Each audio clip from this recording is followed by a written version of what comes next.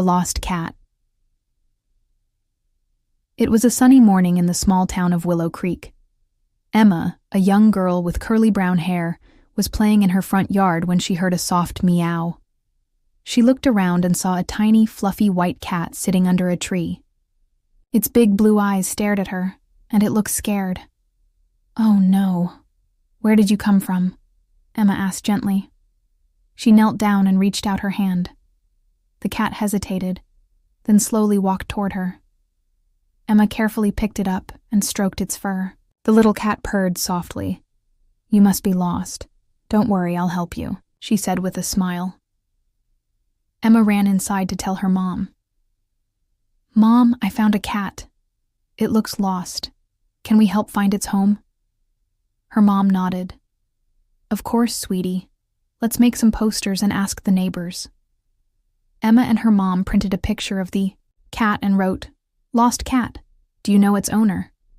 Then they walked around the neighborhood, putting up posters on trees and fences. They also knocked on doors, asking people if they knew the cat. Hours passed, but no one claimed it. Emma started to worry. "What if no one comes?"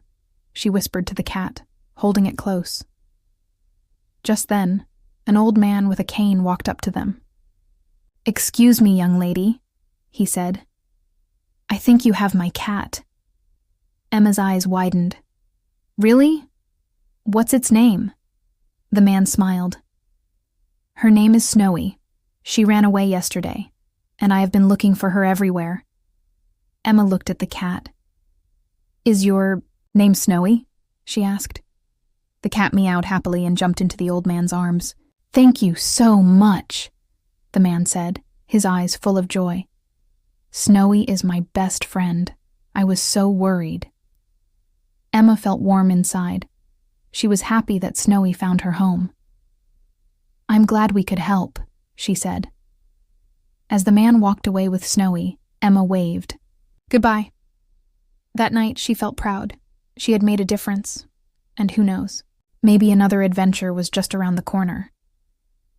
The next day, Emma couldn't stop thinking about Snowy.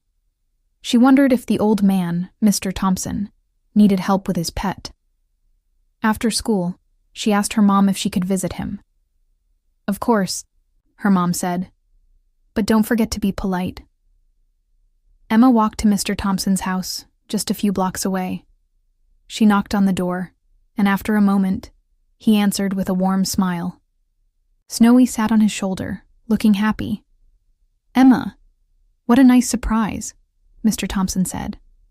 "Come in." Emma stepped inside and saw pictures of Mr. Thompson with Snowy when she was just a tiny kitten. "She's been with me for 5 years, he explained. "She's like family." Emma smiled. "I love animals. If you ever need help with Snowy, I'd love to help." Mr. Thompson thought for a moment. "Actually, I do need help. Sometimes I have trouble walking far. Could you help? Take Snowy outside for playtime?" Emma's face lit up. "Yes, I'd love to." From that day on, Emma visited Mr. Thompson every afternoon.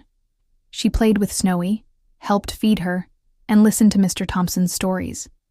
She learned about his adventures when he was younger, traveling the world and taking care of animals.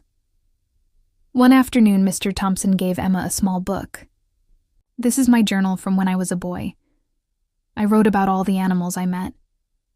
Maybe one day you'll write your own adventure." Emma hugged the book tightly. "I will, Mr. Thompson.